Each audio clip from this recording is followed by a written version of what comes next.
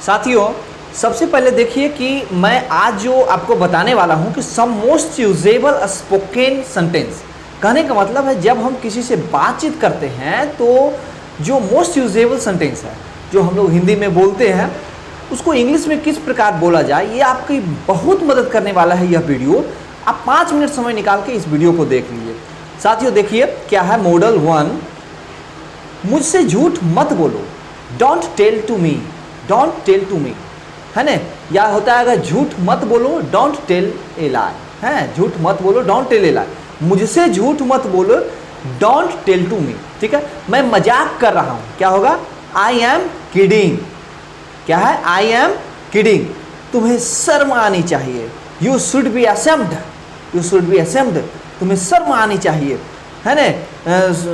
आपके माता पिता ने आपको पढ़ाने के लिए पैसा भेजे हैं और आप जो है सो यहाँ सिनेमा हॉल में मूवी देख रहे हैं, उसमें उस पैसा को बर्बाद कर रहे हैं। तो क्या दोस्त कह रहा है कि तुम्हें शर्म आनी चाहिए कि तुम उनके कमाई को जो है दुरुपयोग कर रहे हो। साथियों, मुझे शर्मिंदा मत करो, डोंट एम्बैरस मी, शर्मिंदा मत करो, मुझे शर्मिंदा मत करो, don't embarrass me, don't put me to shame. साथियों कहा जाता है कि बूंद बूंद से घड़ा भरता है, इसी प्रकार से एक छोटे छोटे सेंटेंस आपको बहुत मदद करने वाला है जब आप किसी से कन्वर्सेशन करते हैं। तो ध्यान रखिएगा कि जब हम हिंदी में भी बात करें तो छोटा छोटा इंग्लिश वर्ड को इस्तेमाल करें, उसको यूज करें, उसको बोलने का प्रयास करें। और ये सब छोटे छोटे सेंटेंस को आप मुझे गलत समझ रहे हैं, you are taking me wrong, you are taking, कभी कुछ ऐसा होता है कि आप सच बोल रहे हैं और दूसरा आदमी नहीं समझ रहा है, तो आप क्या करिएगा, आप कहिएगा कि आप मुझे गलत समझ रहे हैं, you are taking me wrong, ठीक है। हिचकिचाओ मत, डोंट हेजिटेट। कहने का मतलब है कि जब आप कोई फर्स्ट टाइम स्टेज पर जाता है कोई भी स्पीच देने के लिए, तो क्या हम लोग बोलते हैं, डोंट हेजिटेट, है ना, be confident, okay, and practice. When you practice well then your confidence will come and you will deliver such a good and well speech, okay. जवान संभाल के, mind your language.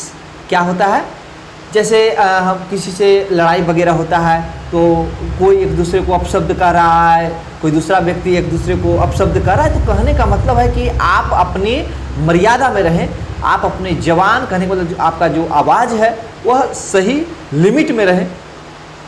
Mind your language, समझने की कोशिश करो, try to understand, try to understand.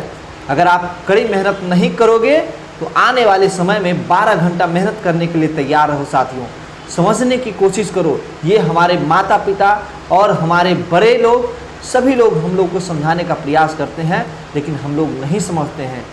साथियों आगे देखिए क्या है, क्या मैं वजह जान सकता हूँ, मे आई नो द रीज़न। आप एग्ज़ाम देने नहीं गए, इसका क्या कारण है, what is the reason, may I know the reason why you have not gone for facing the exam. कहने का मतलब मे का प्रयोग हम लोग कहाँ करते हैं, अपने से बड़ों के लिए, है ना। और जहाँ ज़्यादा पोलाइटनेस हो, विनम्रता हो, वहाँ हम लोग मे का प्रयोग करेंगे। और जहाँ दोस्त मोही फ्रेंडली होते हैं वहाँ हम लोग कैन का प्रयोग करते हैं।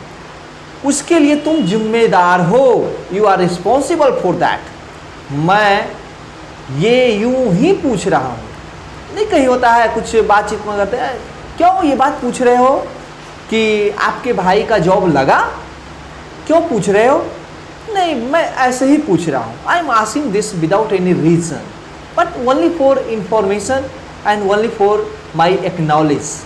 आई am asking you without any reason, मैं ये पूछ रहा हूँ कि आपका शादी हुआ, ये बात है, क्या बकवास है, what A nonsense, what nonsense, क्या बोल रहे हैं। जब कभी कुछ ऐसा आश्चर्यजनक बात आपको सुनने को मिलता है तो हम लोग बोलते हैं व्हाट ए नॉनसेंस, शर्म की बात है, व्हाट ए शेम। साथियों ये मेरा प्रयास है, अगर वीडियो थोड़ा सा भी अच्छा लगे तो सब्सक्राइब करें, लाइक करें और इस वीडियो को शेयर करें जिसे ज़रूरत है। आगे देखते हैं, ज़्यादा भाव मत खाओ, डोंट एक्ट सो प्रेसी, है ना, डोंट एक्ट सो प्रेसी। क्या कभी होते हैं ना कि कोई, जैसे अगर आप किसी को पसंद करते हैं, कोई लड़की को पसंद करते हैं, तो उसको आप कहते हैं कि चलिए आपको हम डेट पर लेकर के चलते हैं, आपको हम पिज़्ज़ा खिलाते हैं, तो बोले नहीं नहीं छोड़ दीजिए, ये सब तो नखड़ा होता है, ठीक है। तो वही उसी को हम लोग कहते हैं कि डोंट एक्ट सो प्रेसी, है ज़्यादा भाव मत खाओ, ये मेरे लिए कोई बड़ी बात नहीं है ना। क्या होगा, ये मेरे लिए कोई बड़ी बात नहीं है, it's not a big deal for me. जैसे आप कहिएगा अंबानी है, तो अंबानी के लिए छोटी छोटी बात, ये सब लाख करोड़ का, 1000 करोड़ का, वो सब के साथ तो डील होते रहता है। तो यही बात है, ये मेरे लिए कोई बड़ी बात नहीं है। बात जो ज़्यादा मत बढ़ाओ, कहने का मतलब बात को ज़्यादा मत बढ़ाओ, don't stitch the matter further.